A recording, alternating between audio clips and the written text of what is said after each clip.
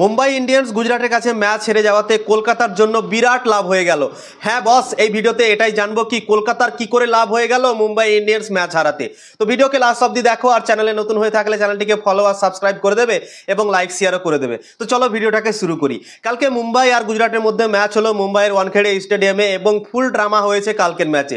সন্ধ্যা 7:30টার সময় ম্যাচটা শুরু হয়েছিল এবং ম্যাচ শেষ হতে প্রায় 1:45 মতো বেজে গিয়েছিল এবং তখন আমরা রেজাল্ট পেলাম কি গুজরাট টাইটান্স মুম্বাই ইন্ডিয়ান্সকে হারিয়ে দিল এবং মুম্বাই ইন্ডিয়ান্সের বিজয় রথটাকে থামিয়ে দিল। এবং তারপরেই মুম্বাই ইন্ডিয়ান্সের অনেক সমস্যা বেড়ে গেল গুজরাটের কাছে ম্যাচ হারার পর।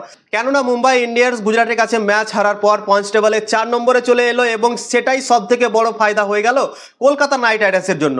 কেননা বাকি যে ওপরে 3টে দল আছে, একটা আছে গুজরাট 1 নম্বরে পয়েন্টস টেবলে এখন বর্তমানে, 2 নম্বরে আছে আরসিবি দল, 3 নম্বরে আছে পাঞ্জাব কিংস পয়েন্টস টেবলে। এবং এই 3টে দল মনে হচ্ছে খুব সহজেই কোয়ালিফাই করে যাবে। গুজরাট টাইটান্সের 16 পয়েন্ট হয়ে গেছে 11 ম্যাচে এবং আরসিবি দলেরও 11 ম্যাচে 16 পয়েন্ট হয়ে গেছে এবং পাঞ্জাব কিংসেরও 11 ম্যাচে 15 পয়েন্ট হয়ে গেছে। তো এই 3টে দল খুব সহজেই মনে হচ্ছে কোয়ালিফাই করে যাবে। গুজরাট টাইটান্সের 3টে ম্যাচ আছে, একটা দিল্লির সাথে খেলবে, একটা লখনৌর সাথে খেলবে এবং একটা সিএসকের সাথে খেলবে। গুজরাট টাইটান্সকে প্লে অফে যেতে হলে মাত্র 2টো ম্যাচই জিততে হবে এবং তারা 1 নম্বরের জায়গাটাও পাক্কা করতে পারে 20 পয়েন্ট নিয়ে। এবং গুজরাট টাইটান্স যেভাবে ক্রিকেট খেলছে তাদেরকে তো হারা খুবই মুশকিল হবে। তো আমার মনে হয় গুজরাট টাইটান্স ধরে নাও তোমরা কোয়ালিফাই কনফার্ম করবে। এবং 2 নম্বরে আছে আরসিবি দল।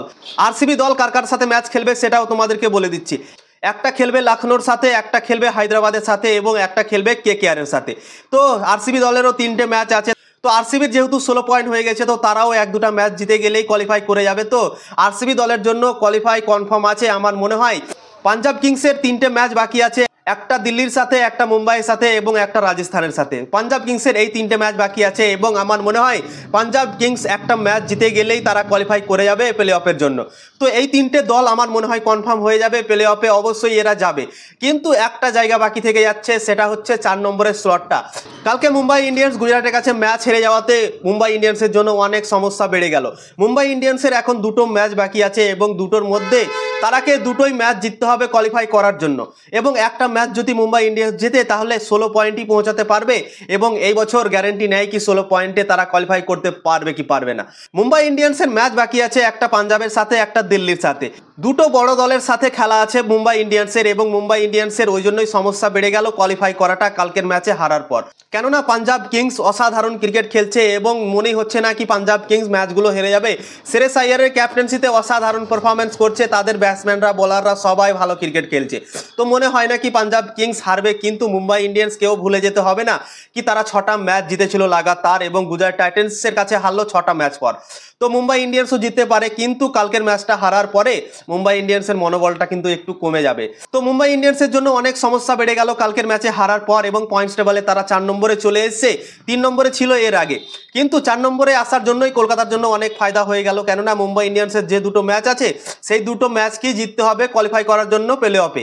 এবং মুম্বাই ইন্ডিয়ান্স যদি ধরো একটা ম্যাচই জিতলো 2টোর মধ্যে তাহলে তারা 16 পয়েন্টই যাবে এবং এটাই সব থেকে বড় লাভ হলো কলকাতার জন্য। কলকাতার যে 3টে ম্যাচ বাকি আছে, একটা চেন্নাই, একটা হায়দ্রাবাদ এবং একটা ব্যাঙ্গালোর, কলকাতা যদি সেই 3টে ম্যাচ জিতে নেয় তাহলে কলকাতা 17 পয়েন্ট পেয়ে যাবে এবং পয়েন্টস টেবলে 4 নম্বরের জায়গাটা কনফার্ম হয়ে যাবে কলকাতার জন্য। তো তাই জন্যই অনেক বড় গুড নিউজ হয়ে গেল কালকে মুম্বাই ইন্ডিয়ান্স ম্যাচ হারাতে কলকাতার জন্য। ওই যে বললাম 3টে দল মনে হচ্ছে কনফার্ম কোয়ালিফাই করবে প্লে অফের জন্য।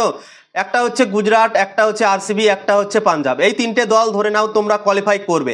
মুম্বাই আর কলকাতার মধ্যে এখন লড়াই চলবে 4 নম্বরের জায়গাটাকে নিয়ে। 4 নম্বরের জায়গাটা কে পাবে ডিসাইড করবে তাদের নিজেদের ম্যাচই।